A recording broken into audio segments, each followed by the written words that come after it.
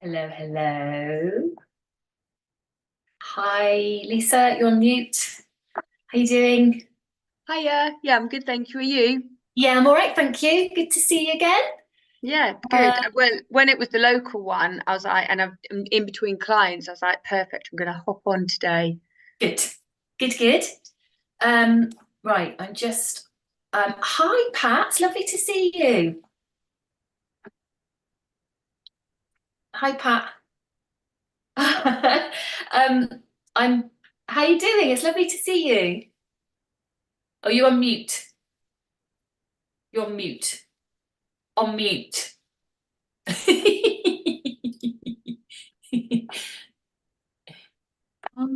You're right. Yeah, finally, I've got a Wednesday where I didn't already have something booked in. So good to be here. Wonderful, wonderful. Well, and actually, as I said to you when I saw you, this is the topic that's going to be needed Yes. for you. So it's like When I perfect. saw it, I thought, oh, this is exactly what I need. Yeah. Wonderful, Yeah. wonderful. Right, I'm just going to, we had quite a few people sign up, so I'll just wait a couple more minutes. Okay. And got Tack in the house. Tack's probably not, you're not putting your video on today, Tack. Absolutely fine if you don't want to. Um, So yeah, I have just had a panic, not a panic, but there's so much talk at the moment about all the changes in Google that I thought, right, I need to just add a slide in to talk about this morning before we get to like, because it's all related anyway. So I'm just letting people in as we speak. So yeah, I thought I would. Oh, it's still got all the. Sorry, it's got all the animations on. You'll have to just cope with the animations. Yeah, so I'm going to talk very briefly about some of these things that you're gonna hear these terms, so that I can reassure you that it's all going to be fine. Mm. Right, so we've got Tony, we've got Vanessa. Hi, Vanessa, lovely to see you. How you doing? Good. And Tony, Tony's back. Nice to see Tony. You've not been here for a few weeks. We've missed you. Oh, you're on mute.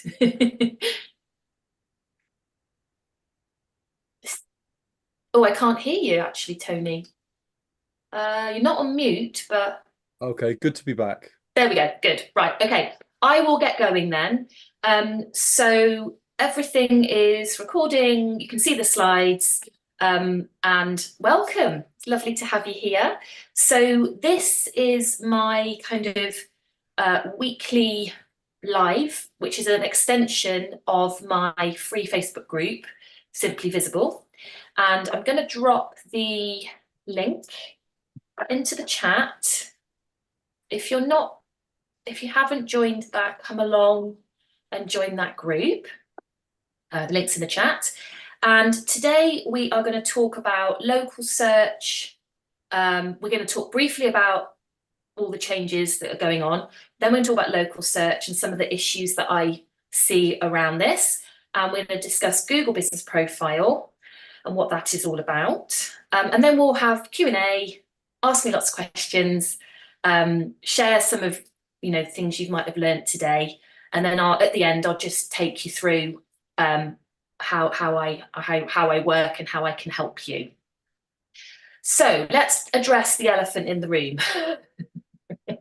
So you're going to be hearing things like Google I/O, which stands for innovation in the open and also input output, but it is a play on the word Google. Basically there's a very big number is a Google. I think that's how you pronounce it. So anyway, moving on. But basically, generative AI is Google SGE is the new rollout, the big, huge rollout that is happening on search. And it's only just starting to roll. They've been testing it with real people in proper lab, doing it properly and really trying to nail it, but it's going to take time to roll out here. So it's good that we can start talking about it and share what I know so far. The idea behind it is that it's all about leveraging AI to really make search results better and easier for the user. And AI has been in our lives more the last year or so. Well, probably before that, but it's certainly really affecting everything. And it's fair to say that there are going to be quite a few changes, particularly in the search results. So the SERPs, which stands for Search Engine Results Page, when you put a search into Google, you get a result. And that page that comes up, you've got your sponsored ads at the top. You might have local results because the results vary according to what the search is. They're quite contextual. And then you'd have what we'd call the organic results. Now, the AI changes mean that those results are going to change, they're going to shift. And it's going to mean that from our point of view as business owners and website owners, what we're writing as our titles and things might not actually be used because it will be AI generated. But I don't want to go too deep on this. So please don't panic, because there's a lot. I know there's a lot, but I just wanted to sort of mention, that there's going to be changes. And there's going to be, but this is the good news. It's still all about content. Content is everything. And even more than ever, and this is the stuff I teach and have been teaching and I can stand by, is that even more now we need comprehensive content. So Google has this term EAT, which is, again, I don't want to get too technical, but it's a way to sort of rate content, and it stands for experience, expertise, authority, and trust. So all of the content that goes onto Google gets passed through this filter, should we call it. And very recently, they introduced another E, which is experience. And that's where storytelling, that's where where you can stand out from AI content, because you have the human element of the stories of the people you work with. And that's going to be very difficult to mimic with AI. So if you take anything away from today, it's that, yes, there are big changes, but it's still very much about producing really great, engaging content that your audience can relate to. Okay, so I'll leave those changes there. We can chat about it a bit more in a bit. So local search. So local search, I hear this all the time. Oh, I don't need local clients. I can work with people all over the world. Well, certain businesses can, and that's great. But I would still question, well, why wouldn't you want to have local clients that you can go and meet up with, that you can connect with, that you can, and I know particularly for Lisa and Patricia and actually Tony, maybe I'm not quite sure with you, Vanessa, but I know that local, you need, your location hugely matters. And so therefore it's really important that you have this stuff working for you to take the pressure off, with the business, etc. And SEO starts with local. So you're going to hear more about personalized results with all these changes that are happening with Google. But we've already had personalized results, because when you do a local search and you put a geographical element into the search, for example, dry cleaners Cheltenham, you have got a personalized search result, because you've got, and we're going to have a look at an example in a minute. Now, local search will be affected by AI Google SGE. But that, again, it's only going to be good for the user. So there's going to be these AI overviews whereby when you're on a mobile, you would actually have more recommendations of things that are useful based on the search query. That makes sense. So based on what someone's input will then give, it already does give personalized results, because that's what local search essentially is. Now, there's a slide that's snuck in that shouldn't be there. Okay, so local search is influencing your business's visibility at a local level. So it's exactly the same as organic search, where when I talk about organic, what I mean is somebody has a problem or has a question, and they go to Google and they ask Google, or they Google it. So when we align your solution with their question or their need, that's when we can bring the two of you together. So that person is searching, is seeking, is going out looking for help. You're not having to go out and shout about, I'm the best person to work with you, because they're going out looking. And that's why organic SEO is so important, because, or organic search is important, because we want to have less time using social media to promote our businesses and more attracting people magnetically to our businesses, because they've found us and they've liked us and they've come into our world. So what's good about local, starting with local, even if you do want to go national? I mean, you know, for you, Pat, you could go and do a funeral in another part of the country. It's not out of the question. And for you, Lisa, if you're getting paid enough, I'm sure you would travel too. But what's good about starting with local is that you've got less competition, because there's not as many in the local areas there would be nationally. And so if you can start really getting that working for you locally, that's when you can then start to expand it out. So where does a Google business profile fit in? What is it? So a Google business profile is a free profile part, which is sort of associated with a Google account. So when you have a Google email, you get lots of different benefits. And one of them is this business profile. And what that does is it helps you to appear within the Google Map results. So what I mean by that is you've got a result like this on the screen. Oh, didn't mean to click. Sorry, let me go back. You got this. You can see this screenshot here. I've put in dry cleaners Cheltenham, and what's come up is a map, 3 local results. Can you see that all right? Is that big enough? Yeah. And the start of the organic results. So having a profile means that you could sit in this bit here, okay? This bit here in the map bit. And also there's a different view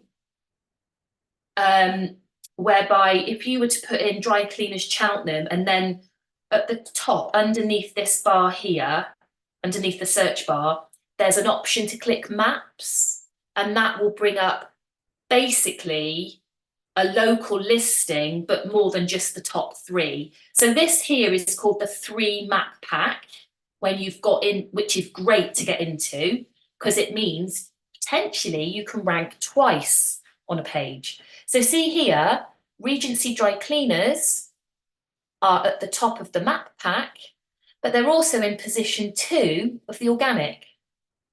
So having 2 opportunities to rank is a good thing. Yeah. Having a profile is good because you can have a Google email.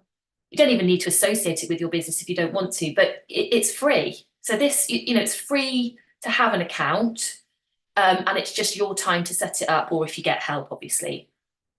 The other benefit of it is it's like another traffic feeder to your website.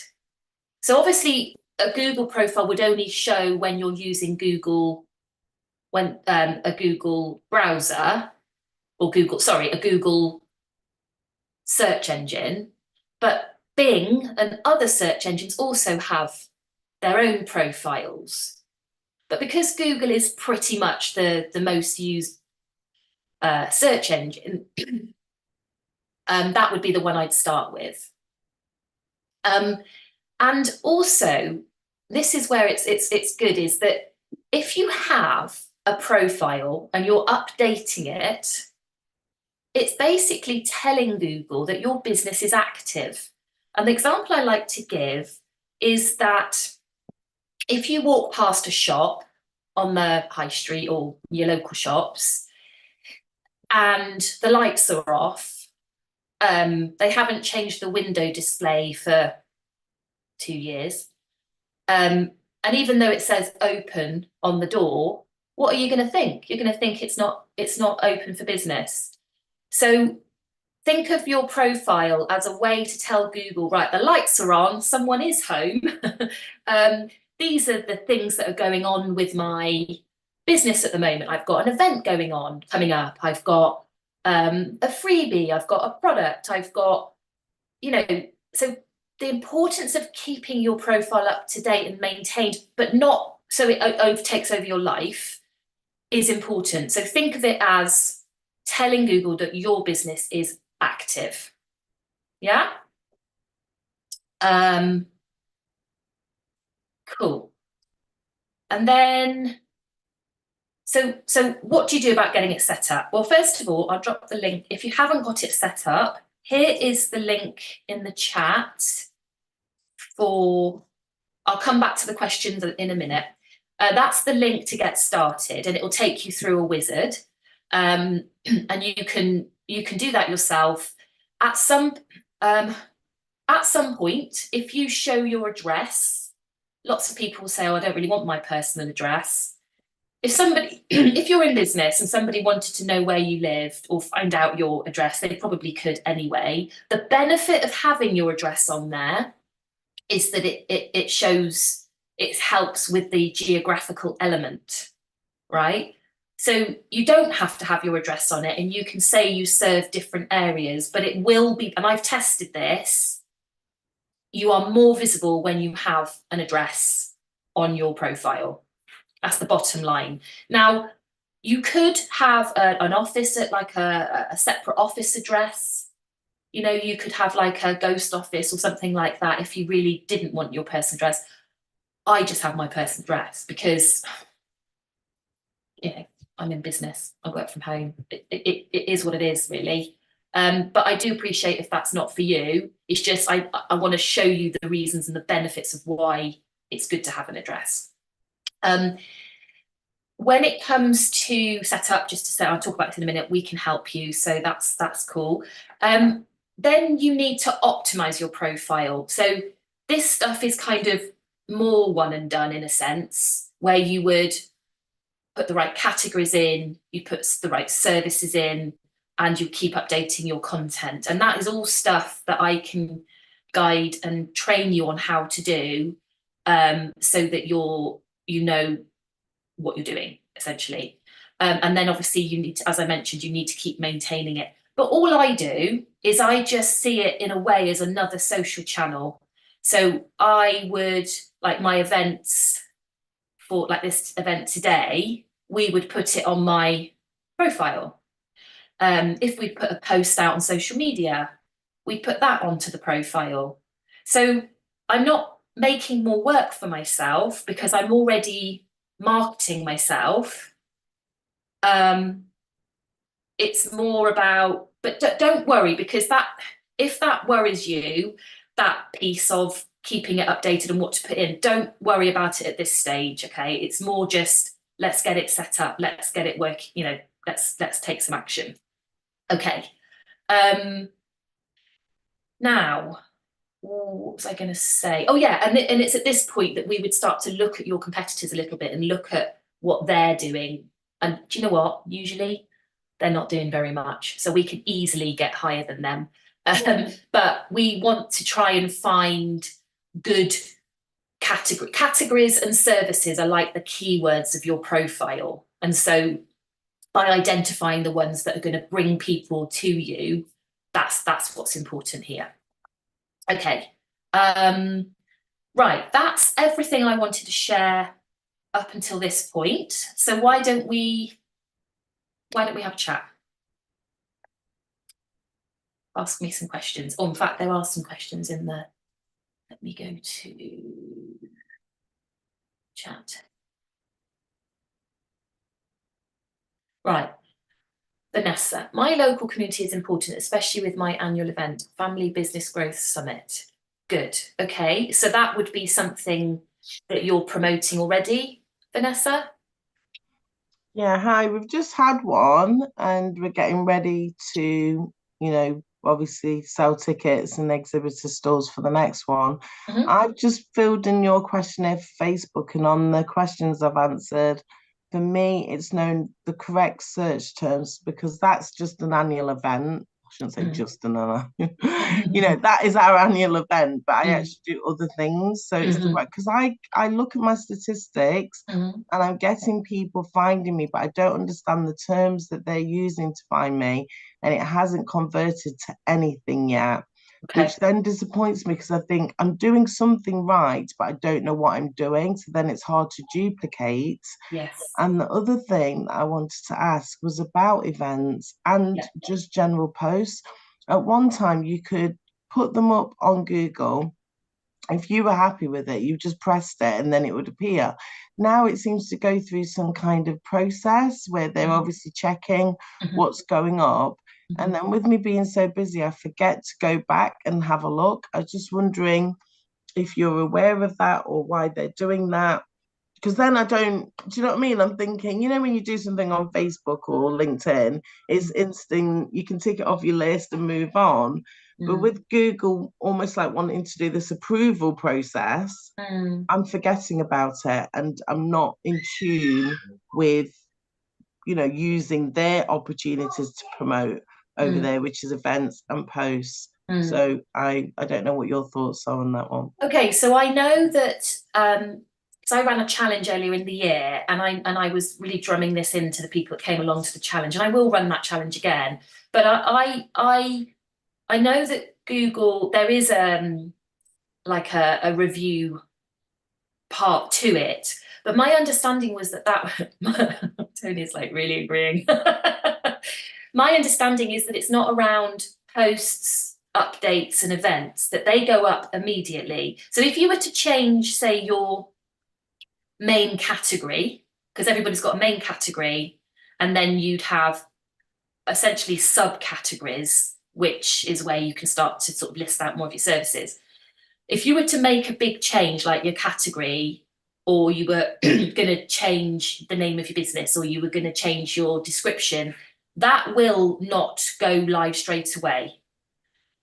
Because it just needs to be approved. And unless you've done anything that they don't like I tested this and I put SEO into my business title, and they saw that as me trying to get keywords in. And I was, absolutely I was. So I got telling off, took it down, they took it down actually, because that's not, if I had SEO in my actual business name, engaging content SEO, limited, that would be fine. But because I was trying to sneak a keyword in. So when you make big changes, they can take time to show, right? But when you're doing an update, like an event or a post, or that shouldn't take time. That should go up straight away, unless they've changed it very recently. I think they've changed it, Natalie, because I was doing posts all the time and listing events, and you're correct, they literally went up instantly. So you could check how it looked. If you'd made a spelling mistake or whatever, you could check it immediately and correct it. But I will say the last 6 weeks or so, the last time I did it, because I put my event up and it was like, oh, this is going to go to review. And I was like, what on earth? And something else. Like, Tony's agreeing with me, so I don't know if you want to share, but they have changed that. Okay, all right. Can I say, Yes, please add, Tony. I have literally, as a result of being here, reapplied to get back on the map, and it said it will take 10 minutes, and I'm back on the map. Because what they actually did is they insisted on having video from the street sign to the house. They insisted on having an interview with me on my laptop and turning the laptop to show that it was really live. They had to have me opening my camera cases, showing them the cameras and the serial numbers and everything. And then they agreed that I could go back on, but with a general area and not as a specific business. So I Not think we're talking at two, we're talking location. about two things here. Well, I mean, they are the verification process is really stringent. I mean, it's unbelievable. Honestly, it felt very, it felt Intrusive. unbelievably intrusive. Yeah. Okay. You want to avoid it if you can.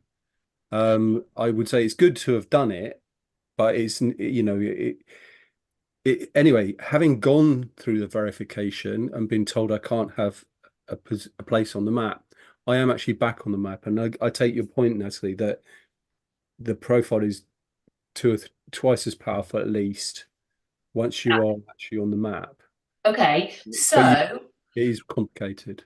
What I would, so there's two things here. Now, I don't actually update my profile often because I've got a VA who helps me.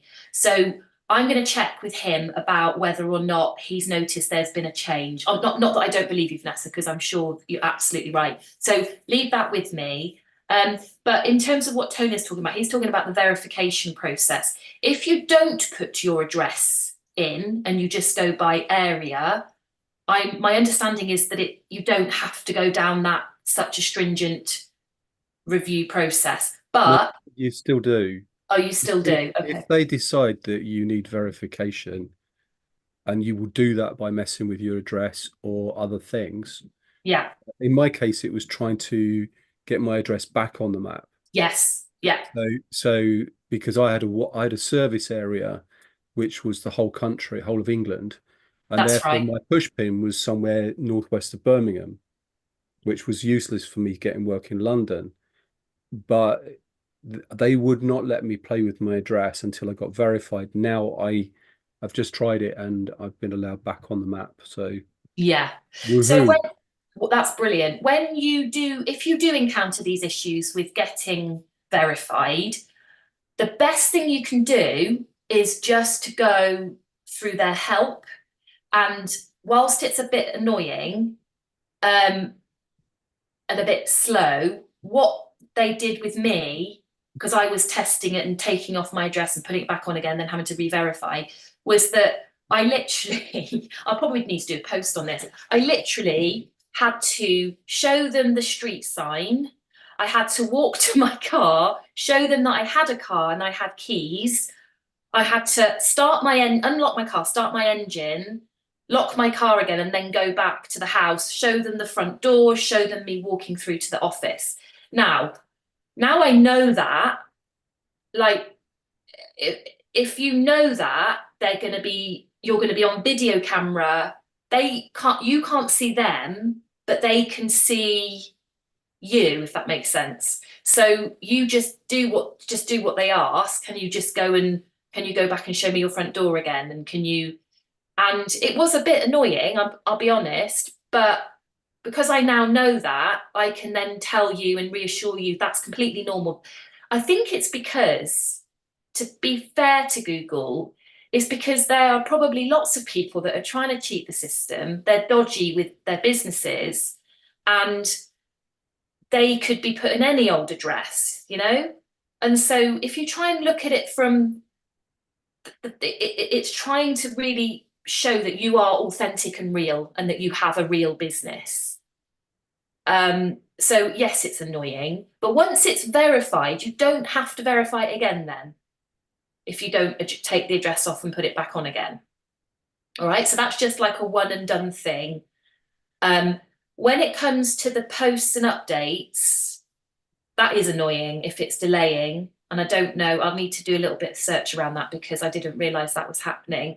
However, there's still a way of keeping it simple and just putting a diary note into your calendar or something to say, you know, go and post something that you've done this week, or share, or just anything, any update. So what I mean by that, I don't know how many of you don't have, well, actually, that's a good question. Who here doesn't have a profile set up? Pam, okay. So if I just show you very quickly what I'm, because this probably sounds like Swahili because I'm talking at, right, can you see, I help manage quite a few, so let me just show you my one. So when you have a profile, this is what you would see, yeah? The bit on the right-hand side is my profile, okay? That's what the user would see in the results. When you're logged in to your profile, you get this bit at the top here. So this is your dashboard on how to make changes, okay? And if you were adding an update, they changed this recently. So you've got update, which is a post. You've got an offer, which stays there forever and could be like a product or a service, could even be a service. And you've got an event, which would then be time sensitive, depending on, like, if you were doing a wedding fair or something, Pat, or, you know, so yeah, so that's what we're referring to. That's what Vanessa's referring to, that she's noticed when you're updating them, they're not going live straight away. So yeah. Okay. Any other questions? Yeah, if on the address thing, I understand what you're saying, you know, that's fine. So, but you'd have to put your full address, so the number of the road. I noticed you've got your number on yours, so you just set all those cybersecurity fears aside and just write your address and have done with it. Yeah, because I mean, obviously I don't want to sit here and say do that and it's okay. I've just taken the risk. Yeah, no, that's fine. I might there is a benefit to me having maybe a different address. Yeah. My road is really long, and I just thought if I just put my road in, it's not exactly. But if you can, they may make you put your number in, because I think this was one of the things they clamped down on. Yeah. So you could always start with just serving an area and just do that to begin with, and then maybe upgrade, and then you'd have to do the verification. Yes, Vanessa. Thank you. On the address point, I mean, I'm not comfortable with my address showing, and I mentioned it to another SEO specialist, and I said to him I was thinking about getting a virtual business, you know, virtual business office. Exactly, yeah. And he then said about the benefit of really, if I wanted to go into a particular area in Nottingham, that I could have, I can't remember what he said. It was almost like saying you can show it, which will help you to penetrate a different area as well. So well, there is a step and a tactic slightly further on that I help clients with, and that is that you would have pages on your website for particular areas, but that's getting further into conversion. And so I don't know if that's what he means. I don't think it was, but I would be interested in speaking with you about that, particularly now the event's established and there's things that I want to do for the surrounding areas of where that location is. Yeah. I just asked him, you know, would it be better to have a virtual business centre address on there? And he was saying you can do that as well. So just to go to Patricia, I don't like my personal home address being shown, and I will be you know, doing something about it this Yeah, year. yeah.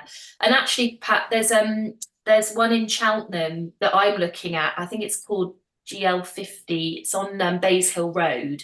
Oh yeah. And it's I don't think for a virtual office it's actually that expensive. It's like 20 something a month, or I'll dig it out for you. Okay. So that's what I was thinking, because it does look quite good, you know, Bays Hill Road, Cheltenham. And they do have meeting rooms there. So if you did want to have meeting, you'd have to, for the minimum amount, you'd have to then pay for the meeting rooms. Yeah. But if you upgraded, then you could have, but that is, I think that would make my business feel more professional. And I just haven't got around to doing it. So yeah, it's on the list, but that could be a good solution. And I agree, Vanessa, that really ultimately from a security point of view and sort of that would be the best thing to do. Yes, but definitely I can talk to you about local pages, of course. Yeah. Okay. Right. What I'm going to do, if there's no other questions. Oh, sorry, Lisa. So my one was that I'm #1 on the map, which is great. For what? For my business, for when people Google colour analysis in Nottingham. But so I'm still #1 on the map, but I'm not on the website. So is it just that Google My Business is kind of okay because I've been tinkering with it, but my website still doesn't rank? No, and that's because that's the next bit, really. Okay. That's fine. Yeah. That's like an ongoing, isn't it? Well, it needs, that's the bit then about looking at the structure, looking at the content, that's the bit I can help with, but then I tend to do that in my program, but I can do it. I have introduced some power hours and an intensive way of working with me for a month, where you can get a whole load of stuff done, like strategy stuff done. So that might be something, you know, you could talk to me about. Because when I've gone on to the search console, when I've gone into my insights, colour analysis Nottingham, I'm positioned 1, but then colour analysis near me, weirdly, I'm positioned 39. But that could be anybody, couldn't it? Be like somebody in Cheltenham could just be. Yeah, and also the thing I didn't mention today in the when I was chatting earlier is that Google is looking at your location when it's serving the results. So if I was to put in colour analysis Nottingham, which I have, you've come up second in the map. Who comes up first? That's because I'm in Cheltenham. Okay. So it does, your physical location of the person searching will affect the results. That's what I'm talking about, personalised results. We've already got these does that make sense? Yeah, totally. Good. Okay. Thank you. That's okay. So what I'm going to do is I'm just going to share. Oh, where's my slides gone? In fact, I'm just going to show this page because it's just easier. I'll just talk you through this page. Right. So can you see this okay? Right. Okay. So when it comes to your website and getting, ultimately, what do we all want? We want more clients and we want them finding us. That's the bottom line. We don't want to be slaving away trying to say work with me. We want the website to be that magnetic place that is bringing people to us. They're finding us, they're loving it, and they're going, I want to find out more, I want to work with you. So this here, the sweet spot to getting your website bringing you inquiries, or you could say a conversion. What I mean by a conversion is they take a step with you, because you've got to remember that when somebody finds you, they might not be ready to start spending out money. They want to find out a bit more about you. They need a little bit of nurturing. So yes, the bottom line is we want them to book with us. And depending on what your business is, that is quite possible. But if you are a service business, they're not necessarily going to pick up the phone and go, right, I want to book you straight away. They need a little bit more information. So anyway, that's part of marketing, is to take them on a bit of a journey and to funnel them to the right place. But the point is there's 3 key areas for a website to start converting for you. One is tech, the technical, whether it's the tools you've got set up, whether it's the website platform you're on that's causing you issues, or in many cases of businesses I've worked with, I've got stories as long as my arm, where the web designer unfortunately has held control from the business and they've really struggled to even make changes to their website because they haven't got the access. So this tech piece is something I come across a lot where there's issues. The next is you need to have content, obviously, and that content needs to be the right content that your audience is going to relate to and is going to make them sit up and take notice, but also that it works for search engines as well, so that the content is doing 2 things, okay?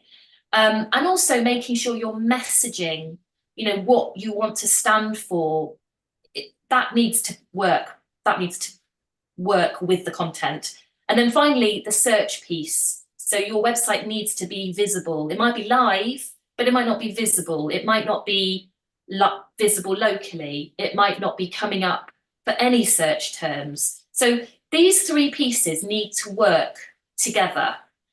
Now, where I meet people is that they've done a bit of all of it, but there's still a disconnect. Something's still not working, and they're frustrated. They're like you said, Vanessa, it's like, oh, for goodness sake, you know, I'm doing all this stuff, but something's not quite right, and it's horrible because, you know, you just want it to work. You want to be the expert at what you do, and you just want this stuff to work. Okay, so I talk a lot about destination website. So you've got traffic.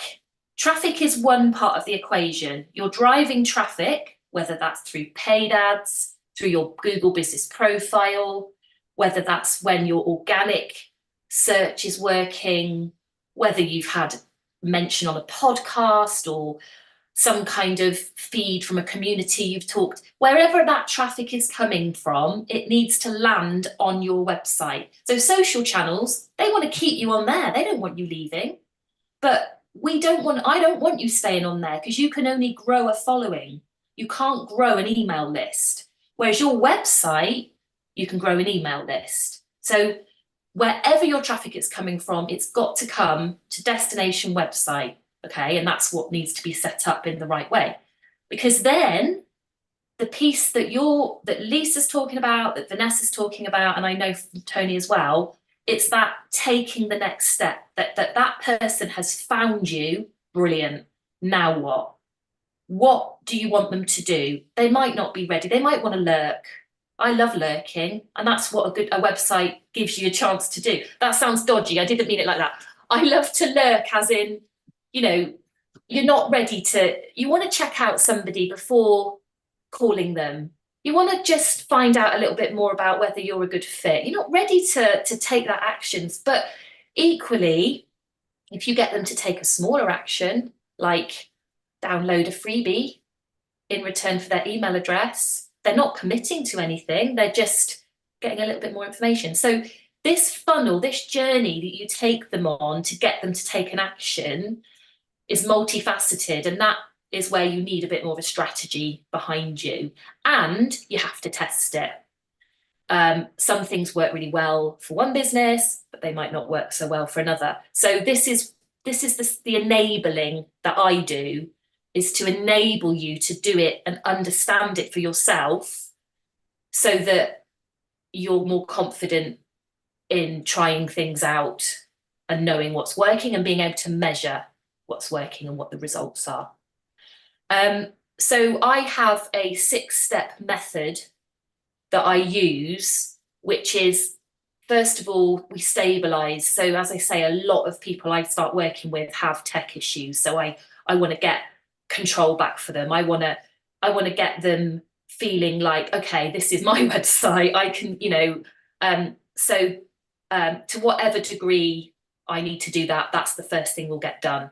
The second thing is, I want to, as quickly as possible, I want you to monetize your website. I want you to do something that's going to get a result, so I can prove that when you work with me and the changes you make to your site, it will convert, okay, or somebody will take an action. The quickest way for me to do that is to help you set up potentially some ads, because SEO takes time. It's not a quick fix. It's a long-term strategy. But there are short-term things you can do to drive traffic, get them to take an action. Anyway, so that's the monetize piece. Then what we do is we slow down, we strategize, we look at the business from a bigger viewpoint, we look at what's working, we look at what's not working, we look at what gaps there are, what opportunities there are, and you as the expert of your business, you know your business like inside out. I don't know your business, but what I do know is the things I can do to get you making your website work for your business, if that makes sense. So sort of together, we come up with a plan of action and a strategy. And then out of that comes organization. So that would mean maybe adjusting the structure of your site. It might mean creating more content or reusing content you've already got so that we've got a bit more of a plan. And then optimization is obviously the bit you need for the search engines, but also you need to optimize your content for users as well. You want it to work for them. And then finally, systemize. Now, the reason this is a figure of 8 is because just like a business, your website is dynamic. It's never really finished in a sense, because it's moving with your business. So some things will work and some things won't.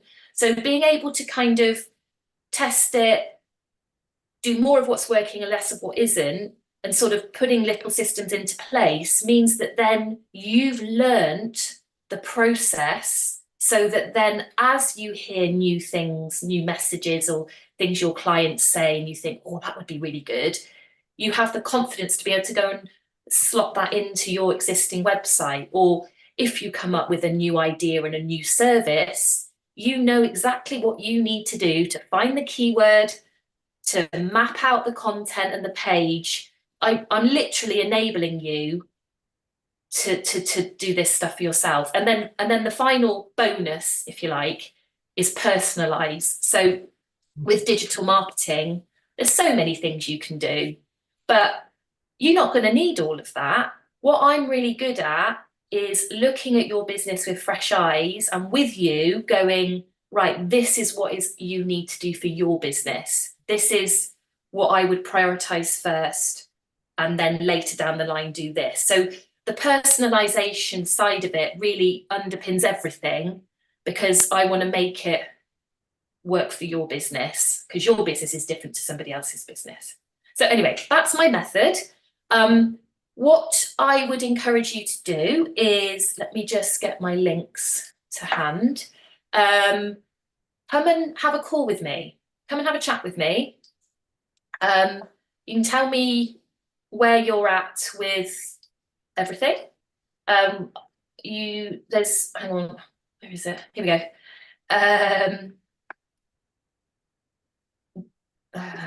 Sorry, here we go. On that page I've just talked you through, at the very bottom, you can book in a call with me, a strategy call with me.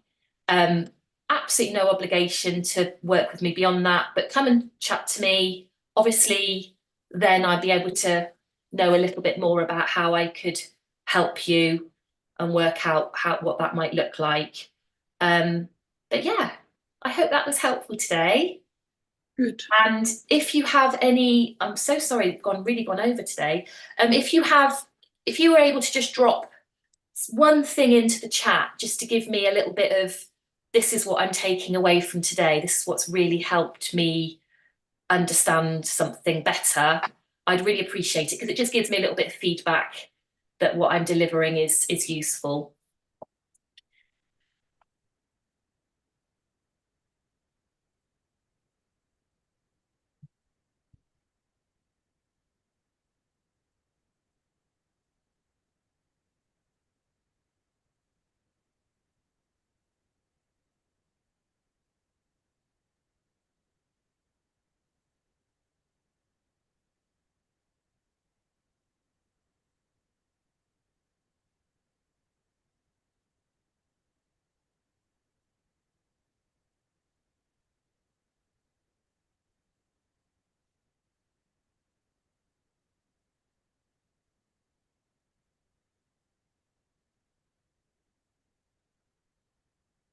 Ah, good day, Lisa.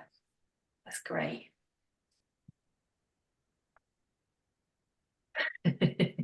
Good to hear, Pat. Yeah, and you know, unfortunately, we can't avoid some of these technical terms, I'm afraid. But what I think I'm good at doing is translating and making it a little bit more accessible for you to understand. So yeah, you don't have to be scared of them then. Vanessa, the whole session's been really useful. Oh, you're so welcome. That's great. That's great. Well, do take advantage of my offer to come and chat to me. Next week's half term in Gloucestershire. I don't know about wherever you guys are. So I'm going to take the week off. So I won't be back until the week after. And I don't, but I'm around. I'm still taking calls. I'm just not doing my Wednesday event or my client, you know, other stuff. So I think there's still availability next week if you did want to book a call for next week, or there should be some for this week.